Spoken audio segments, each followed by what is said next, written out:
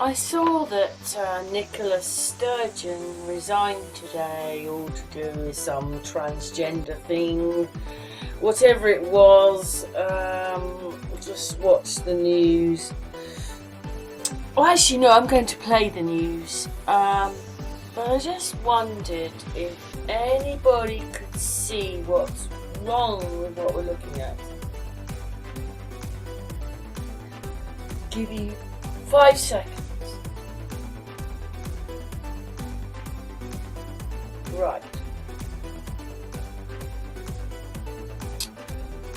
Nicola Sturgeon is only just the other side of the door. We saw this with Boris when we had this huge, great reporter, giant, like this woman, who's only standing the other side of the door. Nicola Sturgeon comes in. This walk is the most bizarre walk ever. Anyway, we're going to play a little bit more of the news and then I'll come back afterwards.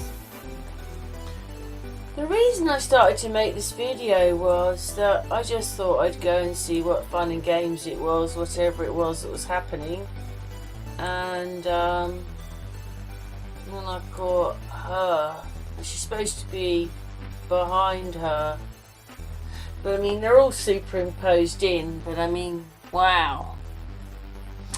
Yeah. Anyway, let's continue. First Minister. In my head and in my heart, I know that time is now. That it is right for me, for my party and for the country. And so today I am announcing my intention to step down as First Minister and leader of my party. Outside, supporters waited, opponents watched as Nicola Sturgeon bowed out after 8 years at the helm. Leaving at a time of a legal standoff with Downing Street over the Scottish Government making it easier to change gender, something UK ministers are blocking. I am trying to rationally look. What I'm trying to do is address the issues. Quitting amid an awkward period after it emerged a double rapist was housed temporarily in a women's prison. This decision comes from a deeper and longer term assessment. Do you believe, though, that the issues, and particularly the row around transgender prisoners, was the straw that broke the camel's back here? It's not the case that this decision is because of short-term issues. I've faced more short-term issues from time to time over my years in politics than I care to remember. And if it was just that, I wouldn't be standing here today.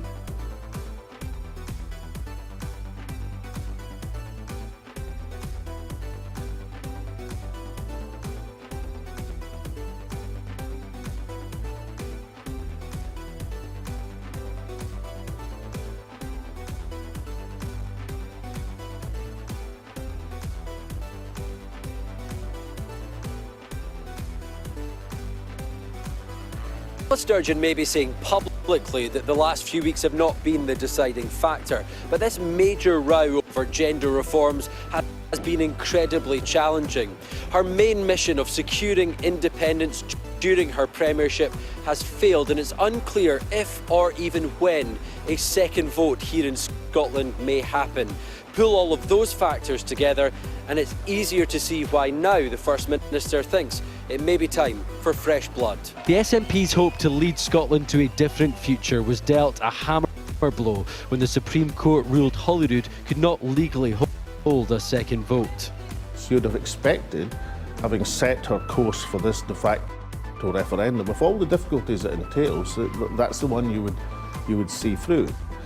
And you'd often expect, challenges happen in politics. So the independence movement has been led to not a dead end, but certainly a roadblock, and her successor and others in Scotland will have to find a way through it. And the search for that successor is now underway to replace a formidable force, the figurehead of a movement who's now preparing for life away from the top job. Conor Gillis, Sky News, Edinburgh.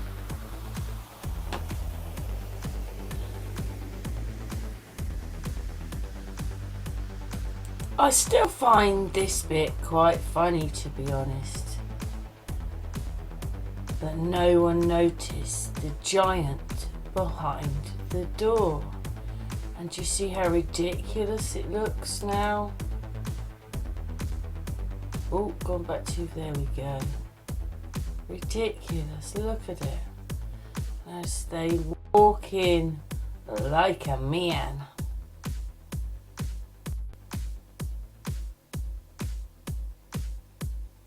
Just the whole of that is off. All of it is off. It's just off. Look at that. A giant behind the door. All made for you. She kind of loses her face as she will. He, she, whatever it is, walks across there. Yes. Bizarre. On with the merry-go-round. And I think what it is that everybody obviously has a barcode on them. And what it is they just make somebody out of that. You know, they're copying, kind of not cloning exactly, but it's the same base person, and then they just CGI a fake bit in. I mean,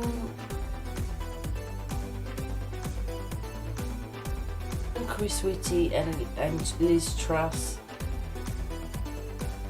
I mean, maybe you don't see it, but they are versions of each other. And you know, his name is Salman. Yeah, he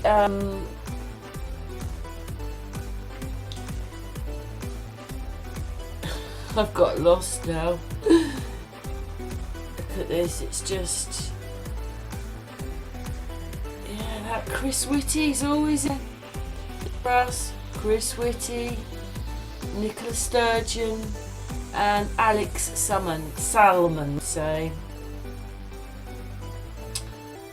Yeah, it's quite just really just one actor or one base.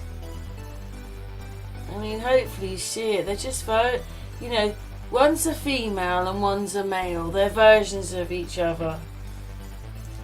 When you watch their mannerisms, you know what they are. You can see it in the pictures. Well, I was a bit shocked anyway.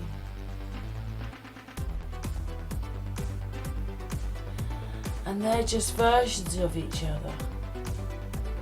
They've got the same eyes. Same eyes. It's just not quite the same pose. But if you see, you know, if you see it, you see it. If you don't, but they've got the same eyes.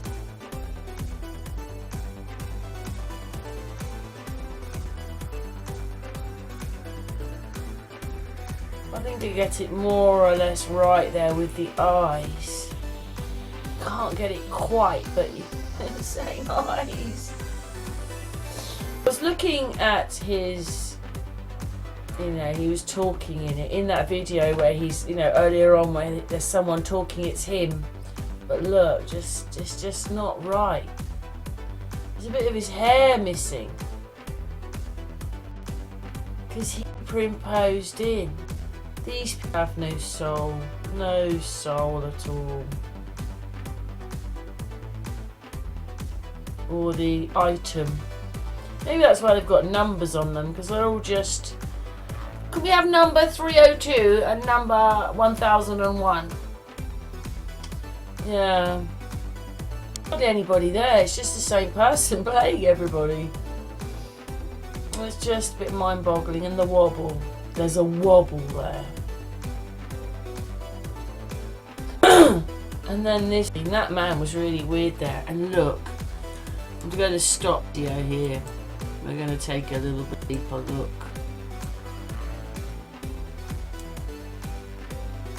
Right.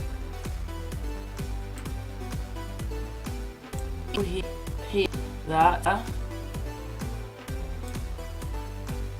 And she's a layer. The wig skirt. Do you see it? One layer. And we have to look at her hands. Because, of course, she's right on the edge, isn't she? She's a little annoying. It's here. So, look at those hands.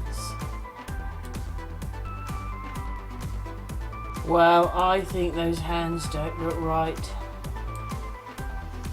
Top of her being a layer. There's another layer. Oh, I hope you can see. These are in focus and these aren't. Layer, layer, layer. And look how big these are to her. Oh yes, they're supposed to be a bit closer to the camera. But they should be the size of a mouse then. It's ridiculous. Do you see it? Layer, layer, and layer. Thanks for watching. What's your thoughts?